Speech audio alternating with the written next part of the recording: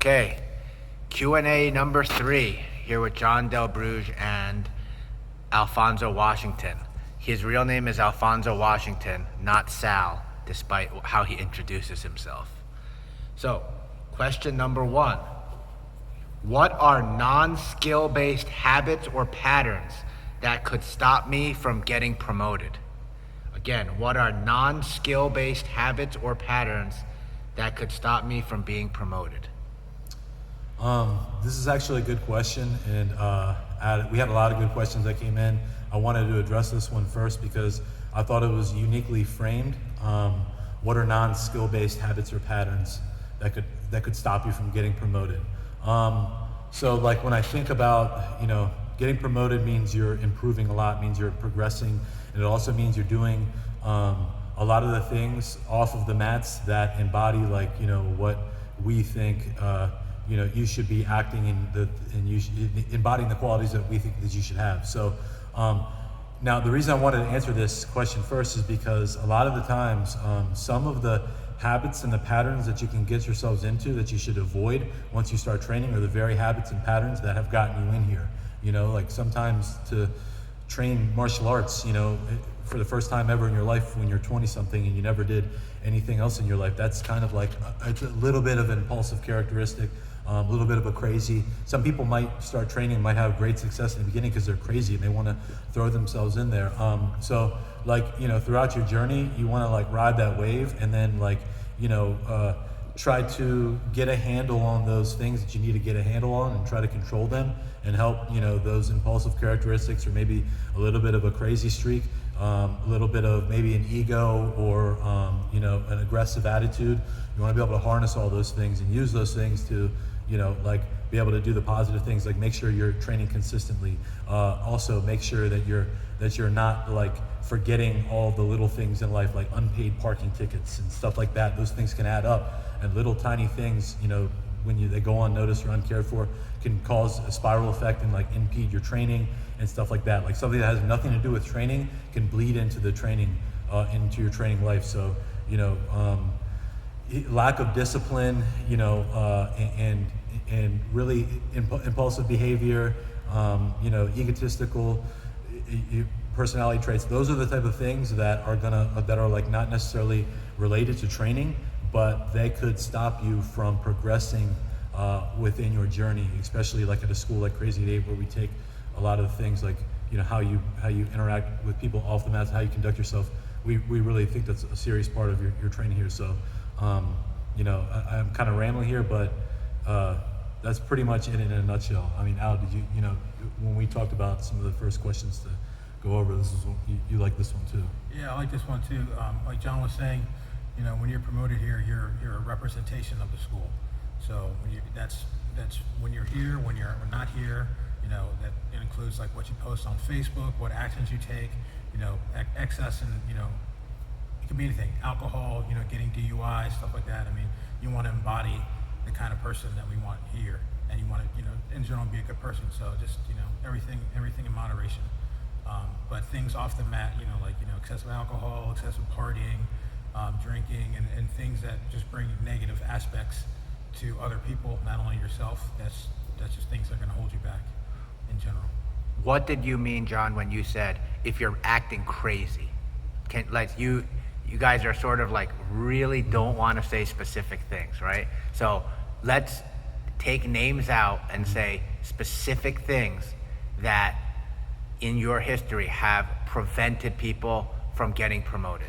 Because even when you discussed before, you were saying well, if you do these things, they're going to take you, you're going to unpaid parking tickets, so you might not be able to train that much. So it still kind of goes back to skill-based, right? Mm-hmm. So what did you mean by crazy? And without using names, what are some actual instances of people who you're not sure, since you were probably not privy to promotion discussions prior, but what are some promotion things that you felt were hindered because of outside non-skill-based things?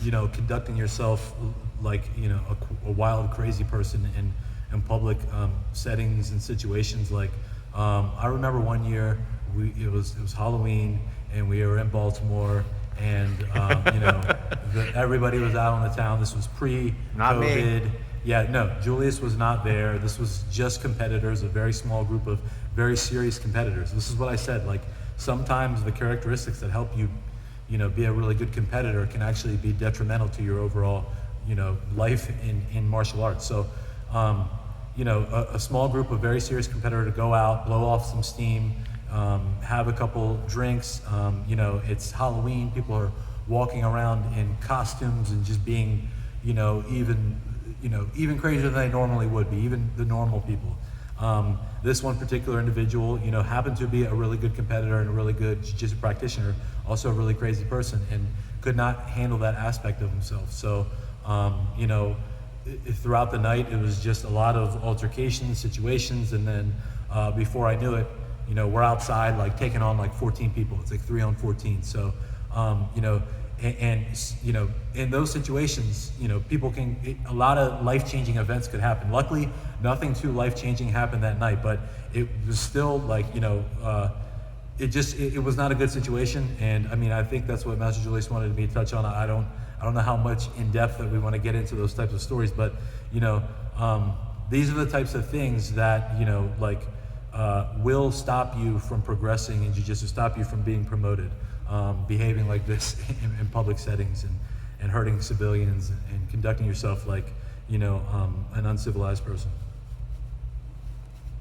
I mean, I was gonna go into other things that I've seen, being ungentlemanlike with both on the female side and male side with each other, just not being respectful towards your teammates and just being dishonest in that regard, both on and off the mats. That kind of behavior is not really acceptable, and you shouldn't be doing that. So I think it goes back to the principle that we say if everybody does what you do, does the team become better or does the team become worse? So in those situations, like let's use the situation that John brought up. Obviously, we can't have people just going out into the street and getting into fistfights, right? And if everybody did that, that would make the team worse. Mm-hmm. Likewise, if we're saying, like you have a guy and he's being ungentlemanlike, right?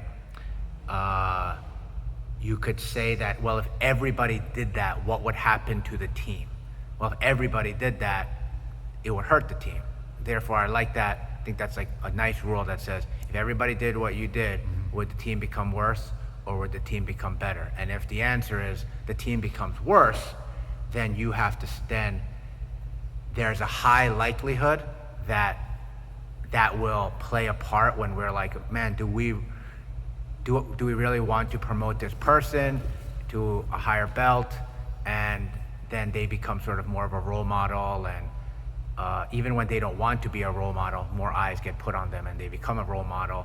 And if they're not able to really control certain aspects of their behavior, how much do they really have self-mastery and things like that? So, okay. And just to touch on this one more thing, you can see this a lot in mainstream sports. Like star athletes are always getting in trouble. John Jones is like a prime example from the MMA world, who is a person who's, although he's very good, he behaves off of the mat as somebody who you would not attribute characteristics to somebody who's really good. So, you don't want to behave like that in public settings. I also say that one of the things that I'm very proud of at Crazy 88 is that I like the fact that we have serious adult competitors that are comfortable with families being here too, with their children, training in the program and things like that. And in order to have that environment, you have to have that rule where it's like, like you're comfortable having your kids, your wife, your girlfriend, your brother, your father being in this environment and not being like, hey, I'm cool with them being around the people here because everybody's a good person, right? That's why it's important that, when we answer these questions, we're answering them in the context of you being a student within Crazy 88.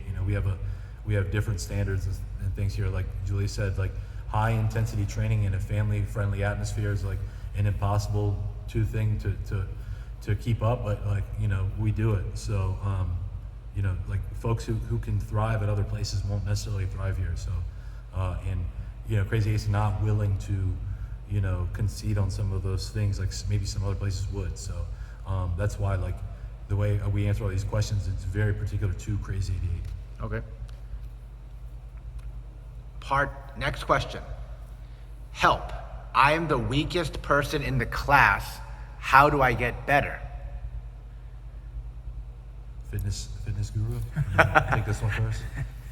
So there's always going to be someone bigger, badder, and stronger than you, no matter where you are, including myself. There's always people like we had a black belt visiting from another school, black belt Sam, much bigger, much stronger than me. So when you're training with someone that's bigger and stronger than you, you got to focus more on your technique. You got to focus more on your technique and just in that aspect of the game. And your transitions, make your transitions quicker, more crisp, more technical.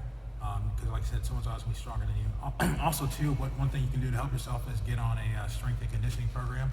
They're really big on that here. Crazy 88 in general. That could be doing circuits, joining CrossFit gym, going to Access. A lot of people go to Access here. Get on some kind of strength and conditioning program, because with that you'll build more self-confidence and you'll be stronger as well. So. Yeah, I would say always, you always should be supplementing your martial arts training with like physical fitness training to just kind of round out that aspect. Good conditioning, working on your strength. Depending on where your weight is at, you might be trying to maintain your weight, lose some weight, maybe gain a little bit of weight. But the number one thing about martial arts, especially Brazilian Jiu-Jitsu, is that like you can find different games and different moves that are like gonna really fit within your body and your frame. So it's kind of, the onus is gonna be somewhat on you to kind of figure out which ones that are gonna fit into your game kind of right away, and then build from there. Like Sal was saying, we have a lot of folks in here, a lot of different body types.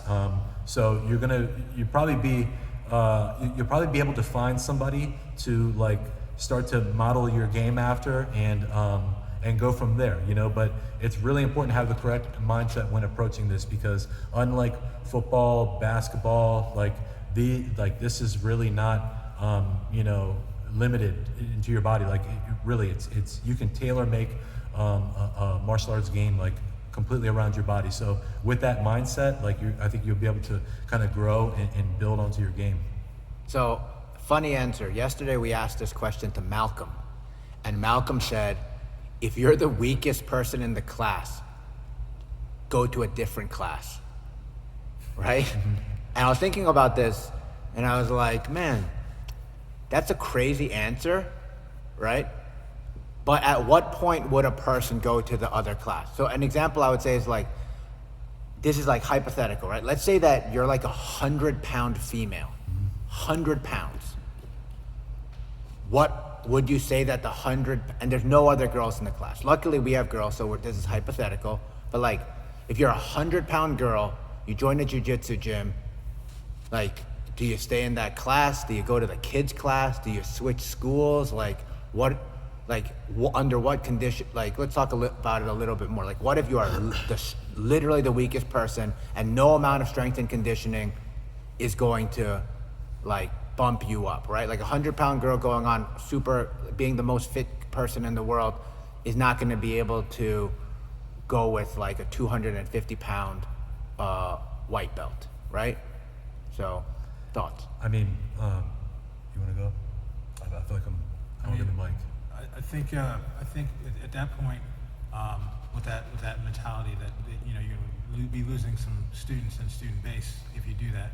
So if there's not someone of that level or size, then the upper belts, it becomes the job of the upper belts to roll with that person in a way where they can progress their game and be comfortable with themselves. So a 100-pound person should be able to go with any of the upper belts and feel that they're not going to be destroyed or in danger. So at that point, it'd be the upper belt's job to roll with that lower belt and address their issues in that way. Interesting. So your thing would be that if you are the weakest person in the room, the partner choice should be actually towards upper belts. Absolutely. How high of a belt? If I'm a white belt and I'm the weakest person, what would you recommend?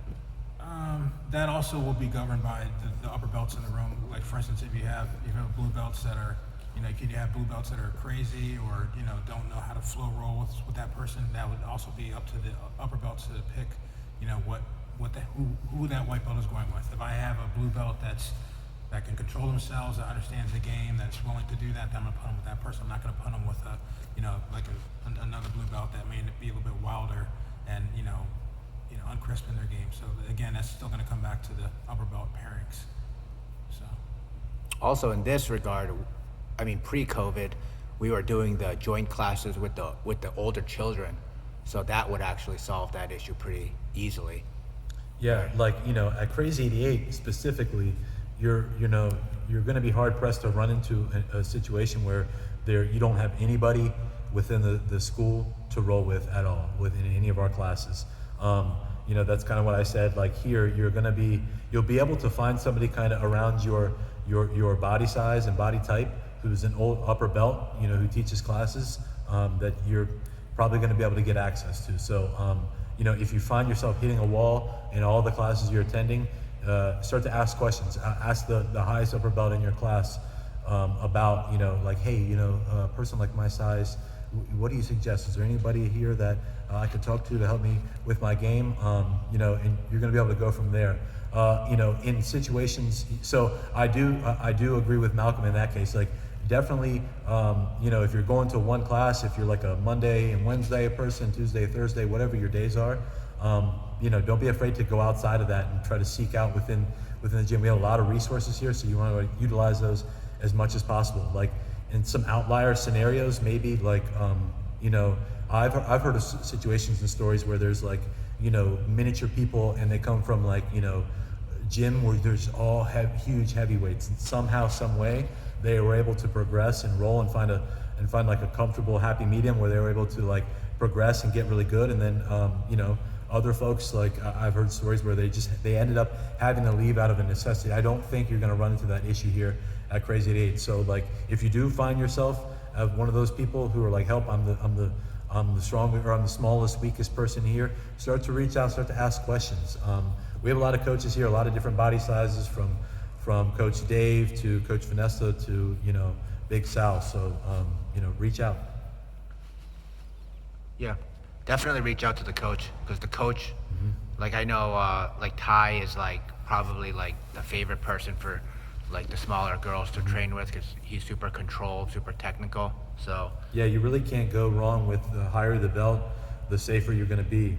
You got to remember the first 6 months to a year in jiu-jitsu, it's like hands and feet flying around. Doesn't make a whole lot of sense. So if you're going with somebody your similar skill level, it'll be more of that. When you're going with somebody who's the higher and higher skill level you go, it's going to be more slowed down. And although your mind's going to be going a million miles a minute, you'll start to see the positions as they start to unfold. Okay. What do you mean when you say that there's a difference between being hurt and being injured? This is a really good question, and it's an old saying. You'll hear coaches say this a lot, like, hey, are you hurt or are you injured? Typically an injury is going to be something that you had confirmed by a medical professional. You've gotten an x-ray, MRI, or some type of CT scan to confirm, like, you actually have an injury that requires some type of maybe surgery or like, medical required rest. Like, again, this is going to be something that like was explicitly told to you by a medical professional. Hurt is anywhere from, like a bump and a bruise to something that could be, like you're self-diagnosing, but you're trying to like work around it. Those things are kind of fall into the hurt category. Hurt doesn't mean that you can definitely for sure 100% train on it, but hurt means that like, all right, well, let me see, like, limp around and work around it. Maybe I could just get some drilling in. But injury means like, you're looking at some type of surgery, some physical, therapy, but ultimately a doctor is going to tell you that you're injured. You're not going to kind of be like, yep, this is a definite injury, unless you're like, bones sticking out of your arm. Examples of injuries, like pulled groin, injury or hurt. This is a really good one. The groin is a very small muscle, so it's very hard for it to heal, and it's really easy to aggravate. So, depending on the severity of the groin pull, it could be hurt or an injury. If you tear your groin, that's an injury. If you pull your groin, you could be you could be hurt, and you definitely have to make sure that you're like giving your hurtness wherever it is like the attention it needs. That's why after many surgeries, I always say get it checked out by a medical professional ASAP, and then you can go from there, rather than just kind of wait and see. Always an aggressive approach with figuring out what's wrong with you and diagnosing, but there is a distinction. You can train through things that are hurt, but injuries I would advise not. Like breaks are an injury, torn ligaments are an injury. Anything What that about, requires. I put some things into injuries if by training on it, it will become more serious. And so would you say something like, I'm trying to think of something like that. Like, that's why I asked about the pulled groin, because I think like a pulled groin you can train on it, but it's gonna kind of get worse, right? And then at some point you have to stop training on it. Yeah. So, Like a hernia or something too, I'll put that in that category. Yeah, I mean that now you're getting into injury category with these things like hernias and groins and stuff like that. Things wrong with the actual muscles, bones, or ligaments, injury category. Things like contusions, maybe a scrape or a cut, those are more hurt category type of things. But definitely when you're talking muscle, ligament, like bone, like structural things, that's definitely, you have to be absolutely careful about that. concussion for sure. Injury, Concussion, right? yeah, For sure. injury, yeah. Yeah. Uh-huh. So, Yep. yeah. I remember that, the MMA guys, the body shot, you're hurt, right? Yeah, body shots, you're hurt, yeah. So- Yeah, absolutely, yeah. Okay. Good analogy. Let me bring up the next one. Okay. Sort of related to the other one, the previous question.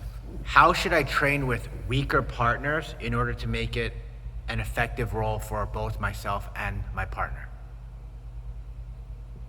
So with training with weaker partners to make it more effective for yourself, you should be focusing on your aspects of your game to be the more technical aspects of your game, without necessarily overpowering the other person.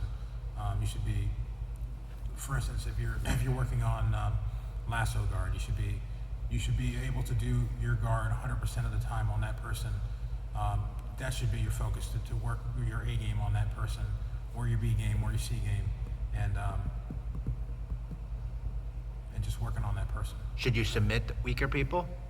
Yeah, you can submit them, but I mean your number one focus shouldn't be submitting them, but you should be definitely taking advantage of getting better at your positions, both sides. Like everyone has an offside. I have a good side deep half guard, but you also have your offside. So you should be working both sides of your game. Left side lasso, right side lasso, left side de la hiva, right side de la. These are opportunities for you to get better. So let's say you're already at an expert level at your belt at one side, start working on the other side, because you never know where you're going to be in that position in competition. You may be pulled to that wrong position, and you help out to look at it as a good drilling session with that weaker partner on your offside. So you're not necessarily doing your A game on your A side, but you're doing your A game on your weak side. Things like that can help progress your game as well. Rolling with training with a smaller, weaker person, it's something that you're going to have throughout your journey, throughout your career. In the beginning, this is like an interesting question, because you might not know lasso guard, you might not have an A or a B game, you might just be going, but the only thing that you can tell that you're going with this person is just that this person is clearly weaker than you. Although your skill level might be technically the same. So, it's an interesting question, because you're going to have to put your ego in the back seat and be okay with like conceding some positions. Getting yourself into some situations and positions that you typically wouldn't be. Okay, and you got to do this because that there's absolutely no danger. You'll know this a lot of times. I'm assuming this question is getting asked from somebody who's a little bit newer to the game, and you're finding yourself maybe outweighing somebody by maybe 50 pounds or so. Or you just know you have a significant strength advantage. So, go out of your way to put yourself in foreign positions you don't typically get yourself into. And like Al was saying, if you're already like if you already have like a series of movements that you like to do, continue to do those. Just do different variations that you haven't done before. Like I was saying, if you typically grab with this hand, grab with this hand. And then, you know, if you don't have anything that detailed, we'll just straight up work some bad spots, you know, like get yourself where, you know, play a guard where your guard's actually going to get past. And then, you know, as far as can you do, you know, movements today where you're scoring and submitting, I would say, yeah, but within reason, you know, don't choke anybody across the face. You know, if you're rolling with them and they're, you know, and you see them blatantly leaving out an arm or leaving their neck exposed, you know, give them you go for the submission, but in a really controlled manner. You know, give them a chance to see and feel like, oh, yep, I shouldn't have done that. My arm's getting armbarred. So you know, don't be afraid to experiment. Let me ask. And lose. Let me ask about characteristics of the roll, and you can say, tell me how it applies if you're rolling with somebody weaker, right? Say weight. Should you put weight on a person, your full weight on the person if they're smaller than you? You know, like, Well, I think let me put it's not that they're smaller than you, they're also like worse than you. Obviously, if it's like, you know, you're a middleweight and you're wrestling a featherweight and it's a black belt versus a black belt. I'm pretty sure the middleweights go putting good pressure on the feather. But yeah, like I said, you know, these questions are probably not coming in from, you know, black belts. And they're not asking those questions. So, like, I think that you should always be applying a pressure that's realistic. So, you know, you never want to be freestyling out there doing some like weird, you know, somersault on the guy, laying your back on the person, or like smashing their face or anything like that. I do think it's okay to apply some, you know, let the person feel some strength so they can actually get something out of it too. You know, like that's kind of one of the benefits from martial arts and jiu-jitsu in particular, is that you get to work on your cardio, you get to work on your strength from going with people that can move fast, or people that are heavy where you have to push off. So, you know, but it also is going to take, you know, some calibration on your end. You're going to have to kind of feel, you know, when it's too much and when it's not enough. So as you get better, you know, you're going to be able to be a better judge of this. But, you know, this is something that you should always be being mindful of and paying attention to. You know, I think it's a really good question, but I don't think you should completely, you know, not put any pressure or strength on somebody, you know. But like I said, like as long as it's realistic. what about explosiveness? Should a larger person explode on a lower person? Not in a way that's going to injure them. Okay. Absolutely not. So controlled explosion. Controlled explosion, absolutely you can be doing that. But any kind of, you know, ripping of someone into a kimura, or ripping it into a submission, or ripping in a way that's going to, you know, reap their leg, or just, you know, mess their ankles up, or any kind of motion like that, when you know they are at the same level, you should not be doing that. Absolutely not. Yeah, I mean, you know, what position are you planning to explode out of? You know, are you on the bottom of mount and the person mounted you, and then you're going to try to explode on top? Sure, you know, that's a very common explosive movement. You know, but I definitely think you should be careful of exploding out. You know, exploding is not a typical move in common jiu-jitsu. You know, so just be mindful of what you're doing, and also where the person's limbs are at when you plan on exploding. What about how do transitions change if you're going with somebody smaller? Now,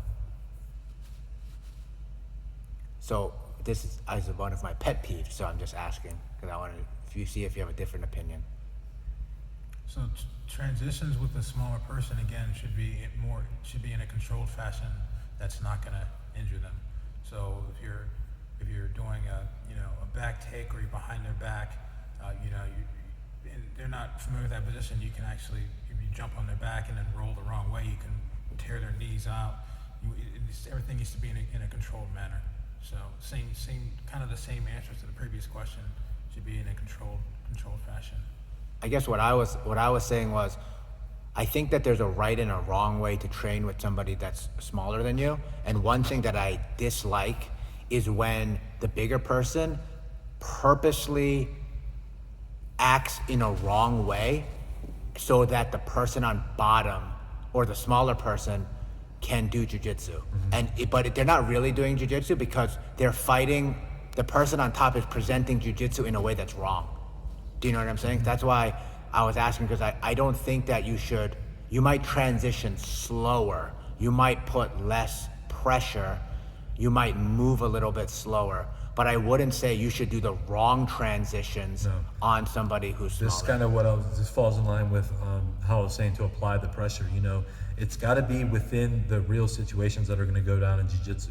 Like Julius was saying, yeah, you might not get the sweep because you don't hit it as hard, or you might not get the pass because you're not trying to knee cut as hard, but you're still knee cutting. You're just doing it a little bit slower. The person giving the chance a person to react, but they're reacting within a realistic situation. You're not going out there being like a sloth and a wet noodle falling all over, allowing this person to get to real spots. You actually want to wrestle the person and grapple the person so that you're actually grappling them. You might be purposely losing the position, but you're like doing it in a manner where it's very realistic. So you're not going out of your way to fall over. You both want to get stuff out of this. At what belt do you think a person can actually do that? Towards the end of blue, purple belt. You think that too? Wow. Okay. What would you say? I don't know. It's pretty hard.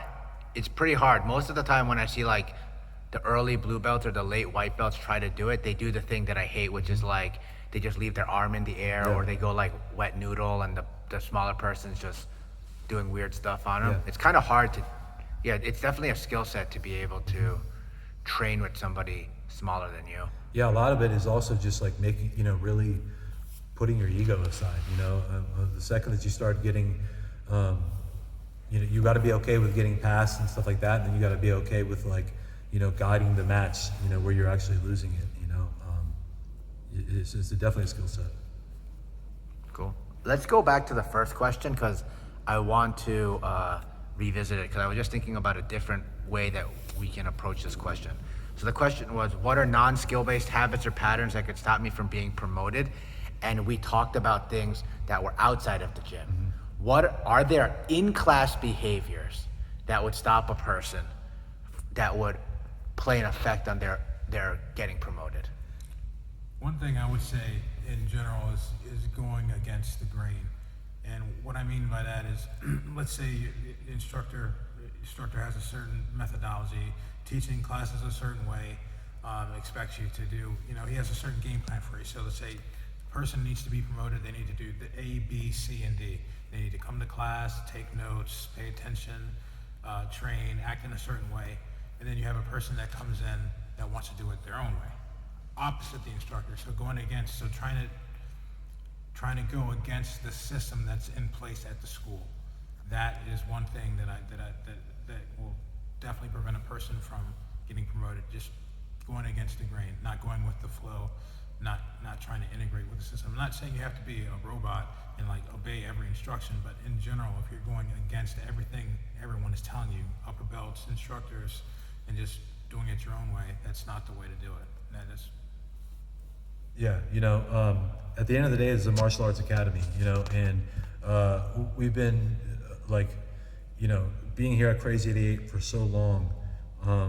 There's a reason why we put together, the student handbooks, the student rules, the videos, the content. We're trying to cultivate a certain culture here, and we've been doing that. That's why when you talk to us about other places and stuff, we might not be so friendly to it because it's not because we don't like them, it's because we truly think they're doing their students a disservice, so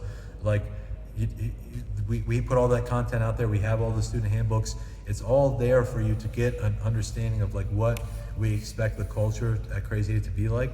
So, a very easy thing to do to kind of take yourself out of the path to being one of those people that come up through the ranks is to go against, what the things that we have set in place of our culture here, like kind of Al was touching on, going against the grain. Sometimes they're explicitly spelled out, you could see what not to do just by reading the little student handbook, by reading the little rules of the mats on the wall, just don't do one of those things, coach somebody, on the sidelines or something like that.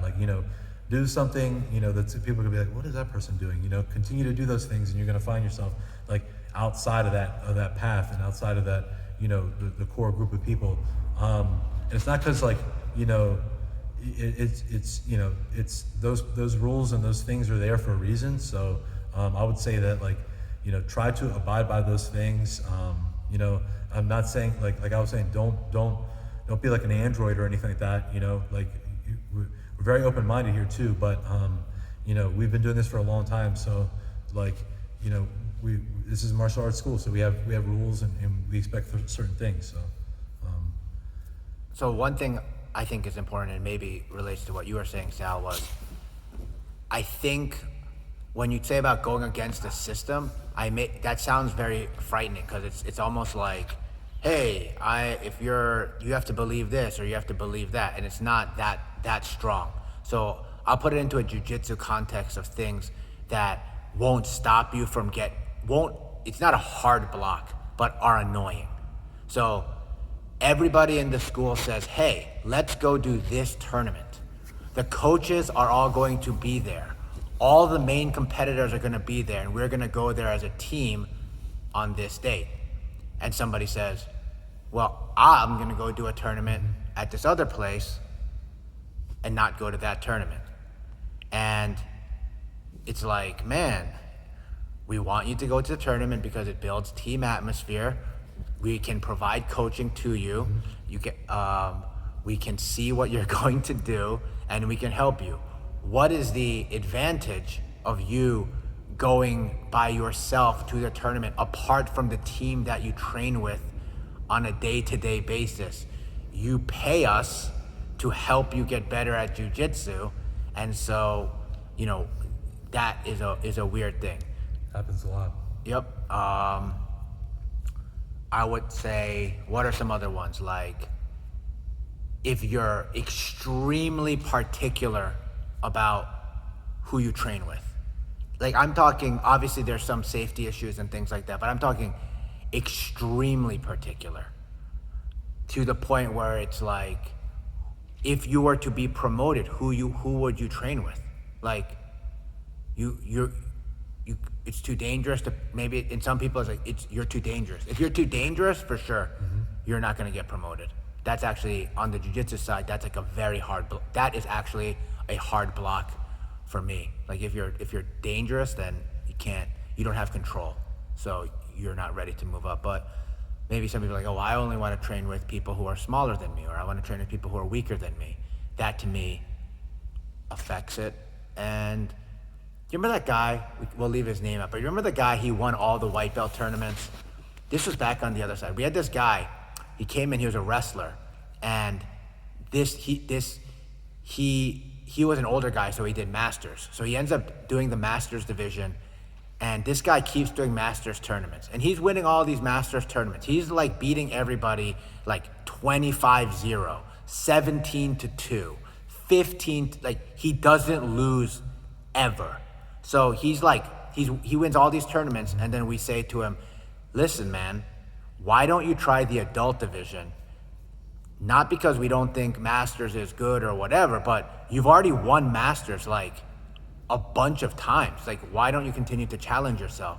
And he like refused. He was like, no way, I'm not doing that. And it's like, bro, you're like 20-0 at masters.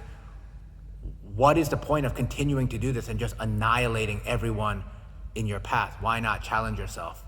And I don't know why he didn't do it. Maybe it was like he did it. Maybe it was like he wanted to keep wrecking people. It's usually ego. Yeah, it's You know, weird. it's the same reason why those people, they're like, you know, when 20 people are going to one tournament, they want to go to the one where nobody's going to be at because they don't want anybody to see them. But you think they don't want them to see him because They don't want to lose in front of people. A lot of people, they're like, you know, this is my first tournament. Let me just go out there and do it. You know, if I go out here and get fucked up, nobody will see it.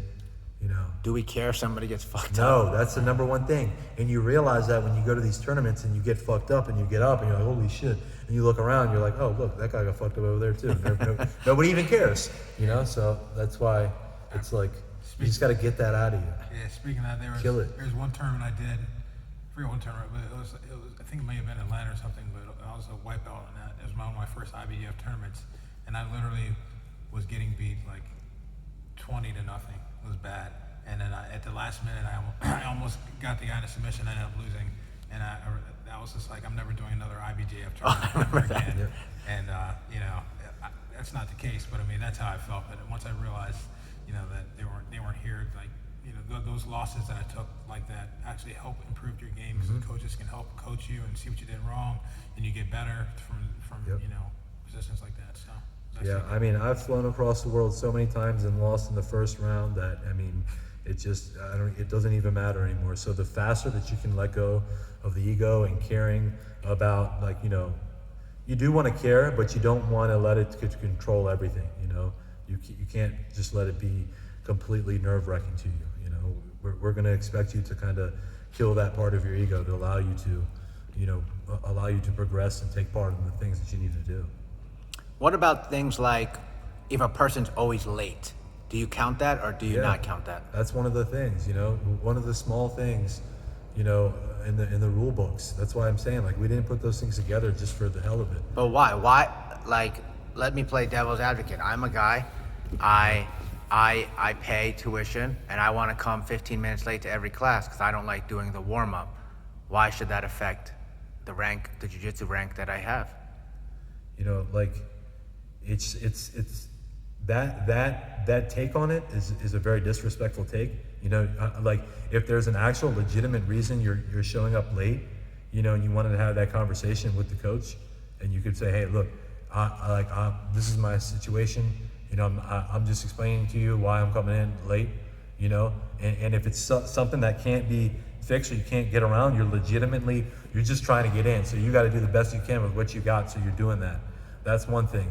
That other mentality, though, is a mentality that, like, I mean, it's hard to say because it sounds like we're going to kick you out because you'll never progress in our system because you have, like, a disrespectful attitude. But like I said in the beginning, this is Crazy 88 and this is a martial arts school, so, like, in order to really get on that inside track to progress, like, you do have to embody some of the characteristics that we expect you to embody. And, like, that attitude and that take on, like, your right to be promoted in jiu-jitsu because you come here, that's a crazy take. I'm a little bit more old school, so I'll be like, yeah, fuck that take. But I mean, it's valid.